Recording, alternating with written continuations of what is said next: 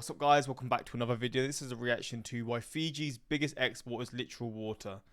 Now, as like an island country, like it's a country made up of loads of islands in the middle of the Pacific Ocean. I don't really know how this even like how they've got this water source. Is there like lakes there? Because I'm sort of thinking, well, you're not gonna have seawater because obviously it's just not drinkable, or you just can't drink it.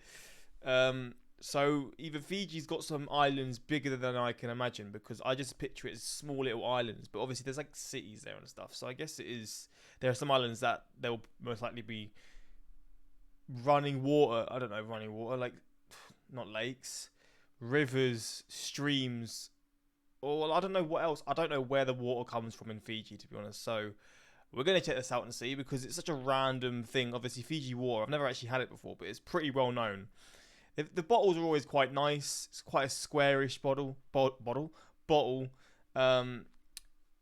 feel like it's probably an upper class water to drink. I mean, I'm not going to go on my way to pay £2 to drink some water, you know. So they all taste the same to me, but something's got to be special about Fiji and the water there, because they're making a good business out of it. But yeah, I don't know how it's working, how they've got it, where the water source is coming from, and all that stuff. So we're going to check this out and learn about it. Hopefully you're going to enjoy.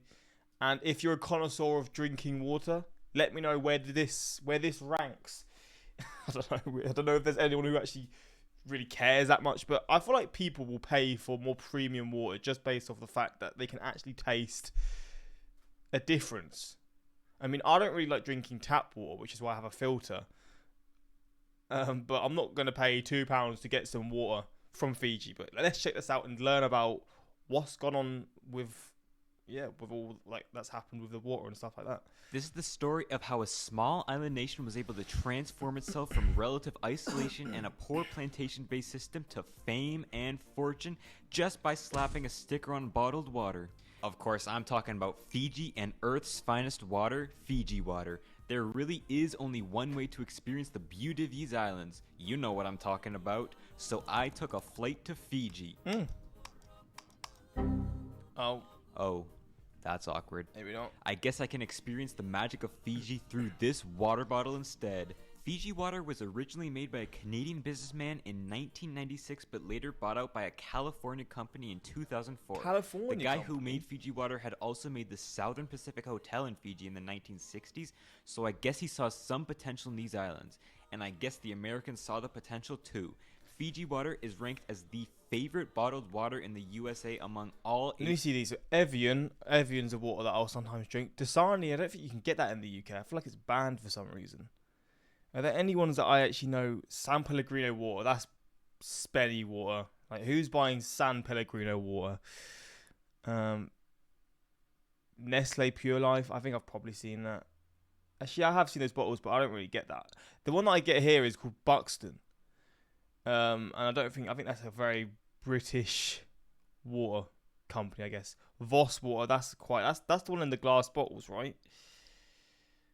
Yeah, I mean, a lot of these I've never heard of, but Fiji is one that is top here, which isn't really a surprise. Age groups except for baby boomers. Now, apparently, this water comes from an artisan underground aquifer on the Fijian island of Viti Levu and is slowly filtered by volcanic rock to give it a soft, smooth taste. Their words, not mine. I don't know how much I believe that this water has some sort of naturally sweet flavor superior to tap water somehow, but after trying my first sip of Fiji water ever, I can say it tastes exactly like water. It doesn't matter if I think it's crazy though, because around 70% of Americans prefer bottled water to tap water, and as the fan favorite in the country, Fiji water has a clear advantage in the world's largest consumer market. Suck on that, Avion. In reality, Fiji water does not have a clear advantage over other water brands in terms of taste. They are just simply better at advertising. They sold the nation of Fiji as a luxury brand. The packaging invokes tropical images that just make me want to guzzle down water, and they're not shy to celebrity endorsements. It's the water that rich people drink. You can love it or hate it, but you have to admit it is wildly successful. Some people accuse Fiji water of not being very environmentally friendly, which is true. It sells bottled water after all, profiting from military coups and not paying a dime in taxes. Others just enjoy the sweet taste of Fiji and love a simple swig of water. Whatever it is that made Fiji water blow up in the US doesn't really matter. What does is the fact that it has made water Fiji's largest export, nearly all of it through Fiji water. That's right, water as their largest export from a country in the middle of nowhere goes against all conventional economics. Water is generally very heavy to move and quite expensive to export. Most countries export water by actually exporting food so the other country saves on the water that would be used to grow that food, but not Fiji. The water export grew from around $150 million in 2009 to $260 million in 2021. What And it makes up the nearly hell? a quarter of all their exports. Just goes to show how far some people will go for anything considered luxury. Almost all of it, around 92% of the water, goes to the USA, and almost 30% of imports. See, where's the UK here? Because it is in the UK, but it's definitely not. Oh, 0.19%. Here we go. So I've heard of it, but it's not something that you'll see very often. But the US is dominating it. Jesus. Imported water in the US comes from Fiji, beating out Italy, which makes Fiji water. Oh, this is water that they import. Where do they import it from? So Fiji water is 0.76. So it's nearly the second highest country, to be fair. China, got Canada, Mexico, then China, then the UK. So it's like the fifth most imported country, but the US is dominant. To the USA, and almost 30% of imported water in the US comes from Fiji, beating out Italy, which makes Fiji water the most imported water brand in the country. But despite being a small, mostly import-based country, their exports are remarkably complex. That's because this water is a fairly new phenomenon. They had to build an economy before Fiji water. Yet when you look at their economy now, it's not built from this 75%. In fact, their biggest export by far isn't even on this list. It's tourism. Tourism in Fiji has grown massively since the 80s and 90s. I mean, just look at these beaches with water so blue you wouldn't be able to find the Blue Man Group in it. Sand so smooth you could put it in a smoothie. Weather so nice you ain't ever gonna leave. And jungle so green you'll be wondering if you can even see other colors. By 2017, tourism was a $2 billion industry, twice as much as all the goods they export in 2021, making up around 40% of their GDP and over 100,000 jobs. Could Fiji Water have legitimately sold the idea of a luxurious Fiji to the world and sparked them as a new tourist hotspot? Maybe. But most of their tourists, especially nowadays after the pandemic, are Australians, mostly from its proximity. The water is popular there, sure, but not as big as in the US. Then it's New Zealander tourists, probably from proximity again, and then American tourists. But European tourists who, okay, are a little further than the Americans, but are roughly the same wealthiness as them, travel to Fiji almost 5 times less than their Yankee counterparts. And China is no stranger to sending millions of tourists abroad. They are by far the largest tourist generator in the world. Why aren't they lounging on Fiji's beaches? A nice explanation is simply that Fiji doesn't sell as much Fiji water to Europe and China as they do to North America and Australia. But is that really true? Their tourism revenue graph didn't really pick up until the 2000s when Fiji water hit international markets, and their per capita income kind of at the same time, but this is much less convincing. So it really begs the question, a chicken and egg sort of question. Did Fiji water spark Fiji's tourism industry, or did Fiji's tourism industry create Fiji water's international success? I don't really have an answer, probably both. What I can tell you is it might have improved the lives of Fijians, but to answer how, we need some quick context. How is Fiji set up, and how did the average Fijian live throughout history? I'm sure you know that Fiji is a group of islands way out here in the Pacific. It's made of mainly Viti Levu in the south and Vanuatu in the north. It was originally settled by Melanesians 3,500 years ago who lived in small, mainly coastal communities, doing some subsistence agriculture and slash and burn farming. Was it a peaceful little utopia where everyone lived in harmony with nature and everyone took and made only what they needed? No, obviously not. Nowhere on Earth was like that. Hierarchical clans, often centralized by a chief, fought over territory to form confederations and pay blood debts. These chiefs were usually based on merit, not bloodline, and societal heavy lifting was put on the family unit, so they definitely were not absolute rulers. It more or less stayed like that until skip a few thousand years and they made contact with European sailors. The British, having heard a rumor of mysterious cannibals in these islands, were pretty slow to interact with the islands in the early 1800s. They're only really here to trade and spread the word of Jesus. What did they want? Sandalwood. Why? I guess it smells good, and it was an exotic luxury, anything for that social status. What did many chiefs get in exchange for heavily taxing their people to produce that sandalwood? Duh, the only thing of value these sailors had, guns.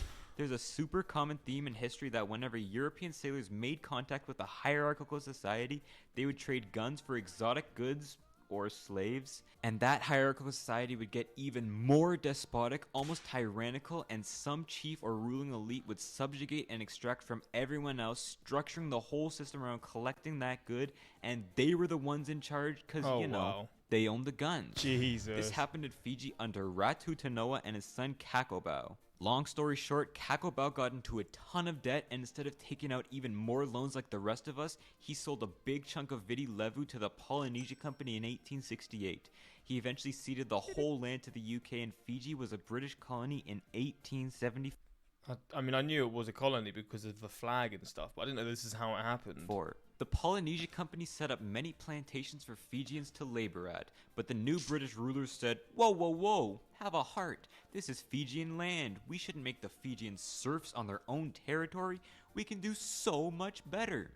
Let's just import Indian slaves. Yeah, I was just about to say that. Indentured Fijian labor was banned, and Fijian land was not allowed to be sold to non-Fijians under British rule. Even that magical Fiji water aquifer we saw, that's on a 99-year lease. The Fiji Water Company does not technically own that land. Indians were brought in to work mainly in agriculture, especially in sugar. Sugar was Fiji's cash crop before they realized they could sell water to hipsters, making up over 50% of their exports for most of its history, particularly selling it to Europe through the government-owned Fiji Sugar Corporation. It worked to keep native Fijians, also called Itauke, on top of the Indo-Fijians.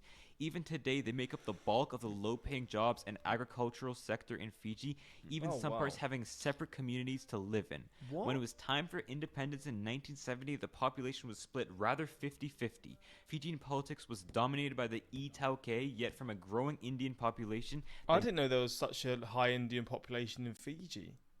Obviously, now I know the history as to why that happened, which is obviously horrible. But I didn't even know this. The 1987 election was won by an Indian-dominated coalition. That didn't bow well with Itauke politicians. 4 coups. Fiji has had 4 coups since 1987. 2 actually in 1987 after Itauke protested and members of the ruling party were arrested. They went to military rule, then slight democracy in the 90s, and an Indian prime minister won in 2000s. So, another coup in 2000 under a Fijian nationalist government, and then another coup in 2006, mainly over the government threatening to sell coastal land to private companies and being accused of corruption. During this time, the economy stagnated as confidence deteriorated, infrastructure broke down, and the crime rate jumped all over. But surprisingly, this military rule was less corrupt, more efficient, abandoned racist policies, and even encouraged fled Indians to come back. They also instituted democracy again in 2014, and every election since has been won by the Fiji First Party. So you really wonder which group is in power, huh? By now, the Indo-Fijian population had shrunk to less than 40% of the population, mainly due to emigrants fleeing the country or working international jobs for a better standard of living. I mean, 20% of Fijians do not even live on the island, most of these being Indo-Fijians. It's even estimated that 10% of their national income is made up of remittances or money sent back home from overseas workers. So when you add up people coming to see their country plus money sent home from overseas, it adds up to half of what they produce. Fiji is made on openness to the world. Openness possibly created by shipping Fiji water to the USA. Well, it's a bit of a stretch to say that, considering for most of history they were a rather racial, sugar-based economy, only recently opening up to tourism. But this water plus tourism combo did help them slightly break out of these prejudicial, poverty-making institutions by creating better economic times, even if it's a little sensationalized. Now watch me try the Fiji Chug Challenge. What the fuck?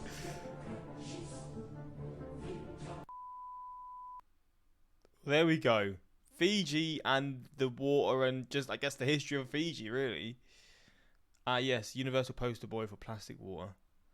How to become rich in a nutshell, sell luxury stuff to the US. Factual, man. Hoser don't miss. Bang videos constantly.